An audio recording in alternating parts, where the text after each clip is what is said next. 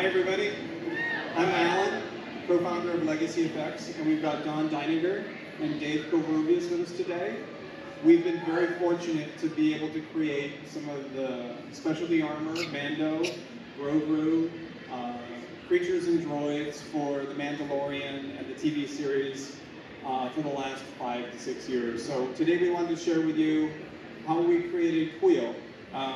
So Kuiil is an animatronic character that was played by Misty Rosas, a super performer that we know. And the process in general is that we get designs from ILM and Doug Chang, and it's our job to start interpreting that in the real world. So we start with sculpting it with clay, or we do a lot of stuff digitally these days with ZBrush and other digital tools. So we'll sculpt the character. We start with a light cast over Misty Rosas so that we know, in this case, it was going to feature Misty's eyes, and then we were going to do an animatronic mask on her. So we need to take into consideration that the actor's comfort and make sure that she can wear this, and then she can emote and perform through this animatronic mask that she's going to wear all day. So part of the consideration is taking it on and off quickly so that she has comfort, that she has a relief from this, but then that she can perform with us, because part of our job is to perform the animatronic face. Dawn is going to do the brows today, and Dave is responsible for mechanizing the animatronic mouth and then syncing that in with a lip sync control system. So our general process, as you'll see up on the screen, once we get it sculpted, then we mold it, and then out of that mold we could run silicone or foam latex skins. These guys are patching it, and then all the hair is hand punched by a team of people to get that realism that you want with something like this. These are close-up characters. So it's important that they not only look the part, but they have to perform through the day. And Misty's a special super performer, and she has to perform through this complicated mechanism. It's a synchronized performance with us, with the director, and with Misty. You'll see this is the animatronics that Dave designed and built. So that's under the skin, that foam latex skin or silicone skin.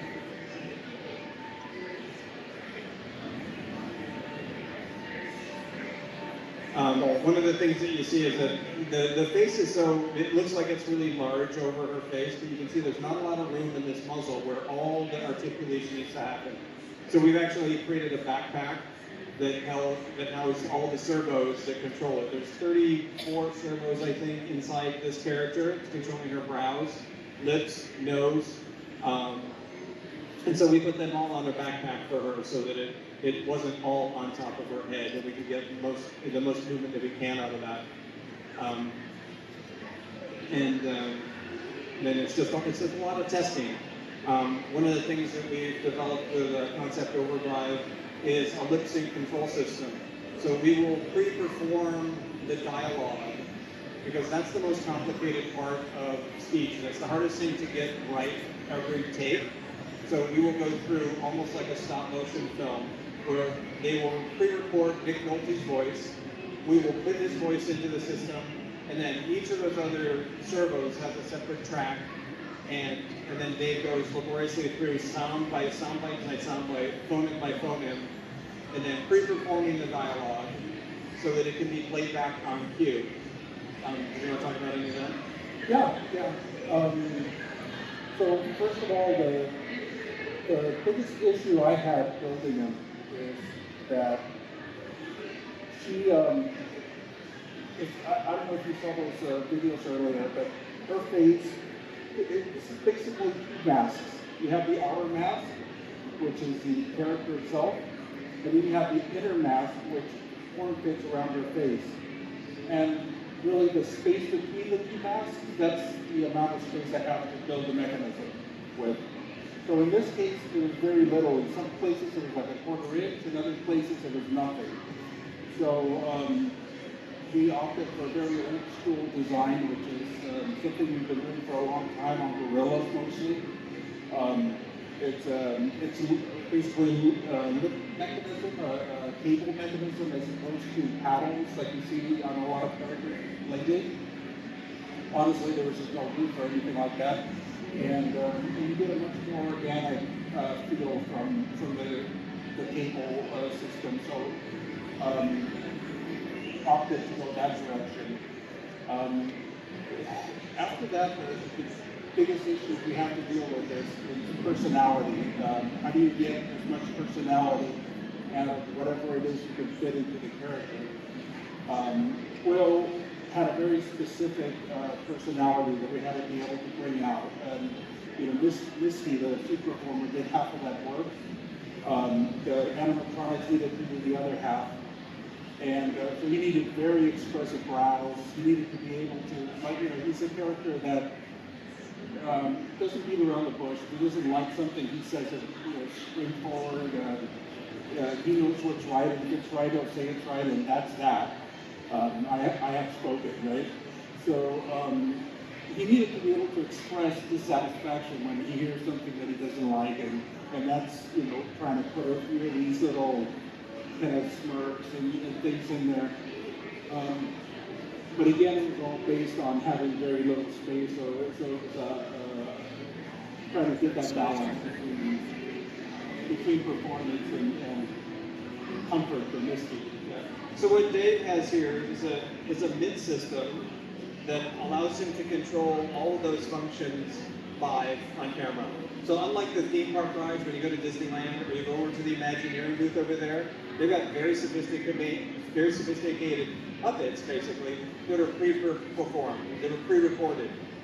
We only do part of the performance pre-recorded. The rest of it is all done live, because we're interacting with actors, we're taking direction from the director, so every take is a little bit different. So we have to go from live, which Dave is doing right now, and moving and talking, mumbling, smiling, ad-libbing, and then we will trigger dialogue that we pre-recorded, that Nick Nolte recorded, because that's the most complicated part. We want it to be as accurate as possible. So this system allows us to go from live to pre-record, and then back to live seamlessly, so that he can say his lines, and then he can go back, and then we can make him smile, we can make him yawn, we can make him do all these other things to keep it alive. All those things that you do unconsciously when you're not talking. Yeah, so the idea is to be able to have as perfect lip sync as possible. We try to pre-program that as best we can before we go to shoot, but to still be able to keep them alive. And like in this case, this is the female. The males are all. You are a Mandalorian. Your ancestors rode the great Lucas. Good, you guys. Oh.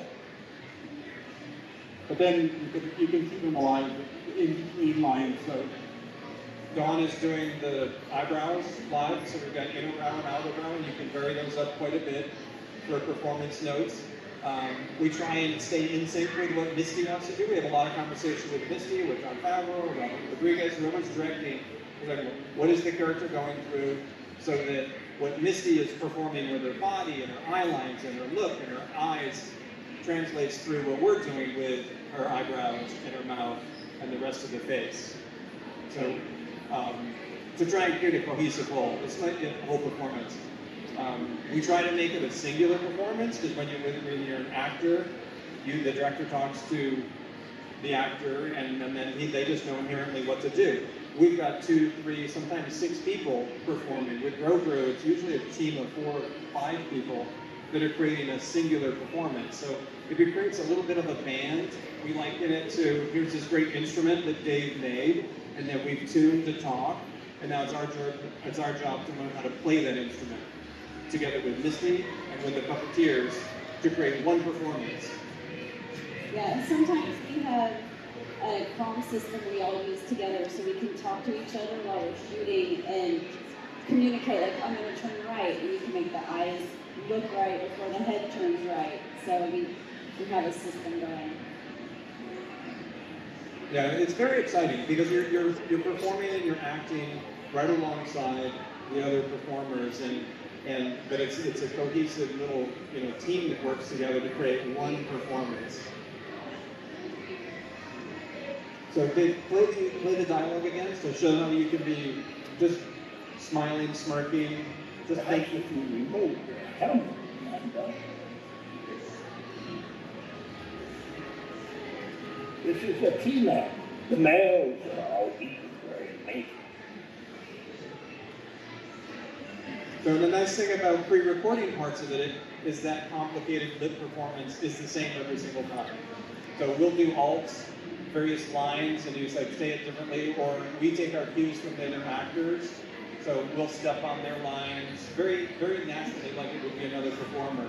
But then the dialogue is the one thing that we don't have to worry about, that it's going to be the same consistently. And then we can vary the rest of the performance in between as we see fit with how the action changes and how the camera movement changes and how the actors change. Part of our other job is to do the costuming for some of the characters. We work closely with both props, wardrobe, costumes, special effects. But Legacy does a little bit of everything. So when it comes to a character like this, because we need to control how the fabrics move on a puppet or a character, is that we'll do as much costuming as possible as we can with it. And then with props like the goggles, we'll take control of those. If we have a small puppet, we want to make sure that everything's light and the puppet can hold on to it and we can grip it. So we'll work with their designs and their team, and then we'll make specialty pieces that work with our puppets and our animatronics or our specialty suits. It's like we gotta make sure that the performers are comfortable, that we can get this on and off very quickly, that they're breathable as much as they can.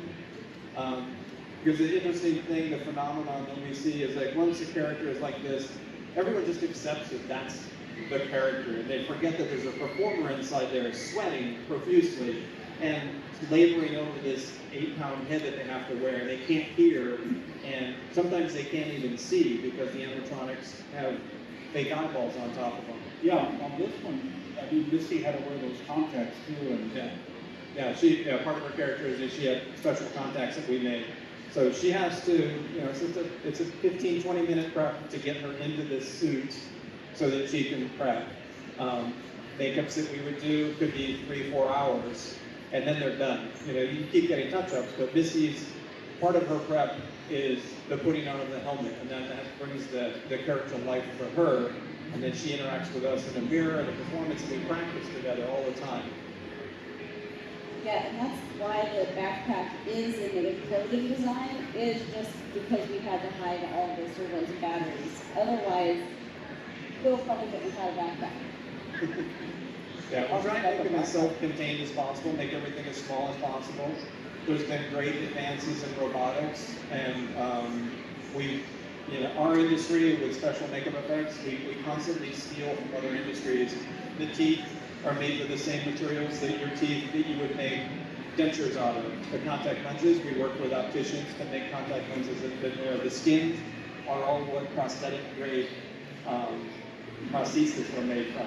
So we're constantly using those new technologies and applying them in this very unique and different way that those industries weren't expecting us to use them in. So that's part of the fun of what we're doing, is that we keep learning from what the world is doing. Right now, micro servos and microchips are making everything smaller and smaller and smaller, and smoother operations. When we did Jurassic Park years ago, everything, you have to fight the herky-jerky nature of it. But now we're seeing SpaceX land, their ships vertically out in the middle of the ocean. And so all that technology, it's basically in your phone, and we're applying it to this weird niche industry of making animatronics. Do what? Is it overheating? That's not good. Yeah, we gotta shut it off. That is actually smoking. See, if that were Misty in there, we'd have to get her out immediately. that actually happened once. That doesn't happen very often. Cut. It is. It's. Yeah, we have to shut the power off. I'm not sure where that's coming from. Well, that was exciting. Okay, fortunately this character is killed off in the first season, so we don't have to worry about shooting her this weekend. Okay, I guess I went to our presentation. now that we've burned up the character. You know, that kind of brings us to something, because Kuiil was actually, he's one of the last of the generation, I think, because from the time I started, which was way back in like law school, up until him, almost everything we made was with hobby servos, and a lot of the parts we made were aluminum and machine parts. It was basically the same techniques, all the way up to roughly a little bit before he started. That's when all of the 3D printing revolution came in. A lot of these amazing new servos that can outperform everything else started appearing, and everything switched over. Like if you're here tomorrow, you'll see some of the newer stuff, and it's really amazing. I think Kuiil maybe kind of, you know, was the end of the chapter. In my opinion. Yeah, well, definitely an end of a chapter today.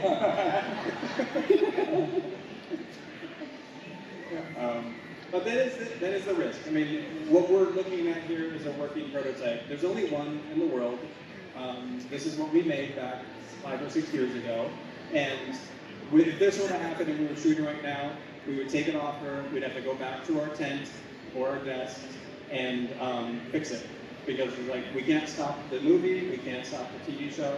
So we have to figure out what happened, what went wrong, whether there was a short in there, probably from when we traveled from, you know, shop to here today. Like something happened, we have to fix that because we've got to be back on camera again after lunch. Because we don't have any other options other than our colleagues here at ILM who would then have to come in and first remove the smoke and then maybe have to do a CG version of them. And a lot of the characters that we do are a hybrid of practical and digital characters. And that's what's exciting for us, is that we're able to use our technology and our puppeteering experience to create something that 15, 20 years ago, they would ask us to be out of frame. This is all an animatronic and built in here, but if we're doing a road room, we have rods on his hands and, you know, holding him as a puppet sometimes, and you used to have to hide. You used to have to try and not show the rods, not show anything, and then there was a period where they would, you know, reluctantly paint that out. But now everything it's so advanced. It's like we could be in the shop with Grogu and a string puppet or a hand puppet or a rod puppet, and we get a really good performance because we're close. And then we can just be painted out and removed. And then when you come in the next, if you're going to be here the next couple of days, we're going to bring in Huyang and the Low Cat that are out there. Those characters are a combination of rod puppetry and CG. There's components to every character right now. We just embrace the fact that we can only do so much with animatronics. And then even in a character like Kuiil, it's like we might not get that dialogue right. Or later in editing, they might decide, it's like, how we want to change what he's saying. And then ILM will go in and then change the lips, and they'll do a little digital sweetening where you couldn't quite hit the smile that we wanted at that moment in that take. So they'll go in and they'll sweeten the character, and they'll go over our work. There'll be a combination of our work, or it'll be a magical marriage of both live action, practical, and digital work. Our job is to make it seamless, and that's, we just look at our job as animatronics and makeup effects as just part of the solution. Because ILM and digital effects can basically do anything they want, and then it becomes a conversation as to how do you use the tool of something like this, because you've got a performer that's going to bring something to the table that a field of people and engineers and software and even us, they wouldn't necessarily know what to do. It's like she brings a performance to it that is unexpected. We call them happy accidents. Whereas like it happens in front of camera, and you can move and you can find these great camera angles that might be harder to discover in a computer. But combined with both technologies, you get the best of both worlds. You get practical and digital merging together, sometimes in the same shot. Sometimes it'll transition from our character to a digital character. And audiences like yourself, everyone's very, very savvy today. They've seen really good work all over. And you know, our job is to continue that suspension of disbelief. And how do you tell this story without taking someone out of the moment where they're like, oh, I know how that was done. Because it's not about our work. What we're trying to do is tell a story. We're trying to realize Jon Favreau's vision And his vision is of this Ugnaught that talks and has a personality and has a story to tell. And so our job takes a backseat to that, to the storytelling. And that's part of the fun of what we do, is like we get to showcase, our specialties, but at the same time, it's our job to just be like, take a backseat to the bigger picture. And it's humbling, when we come to like Celebration or D23, we're all these fans, because we just love what we're doing so much, but then you know that you have a responsibility both to John Favreau and the director, George Lucas, but then to everyone who watches this. It's like, it suddenly becomes, well, it's not as much fun, it's like you have a job to do, you have a responsibility, and you have a story to tell, and that's part of the best part. I mean, we go to set so that we can see this stuff after we've slaved over it for weeks and months to bring it to life, and that's for us the best part of the whole job. So, and then coming here and sharing a little bit of it, even our little failures of smoke and smoke and mirrors, that's part of the fun too, because this is unexpected. We don't get to do a lot of live stuff, so we're so happy to share with what we've been doing for all these years with you guys. Anything else?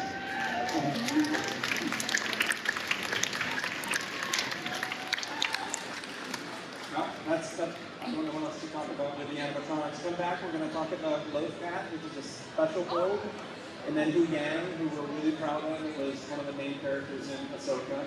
So we'll talk about those Saturday and Sunday.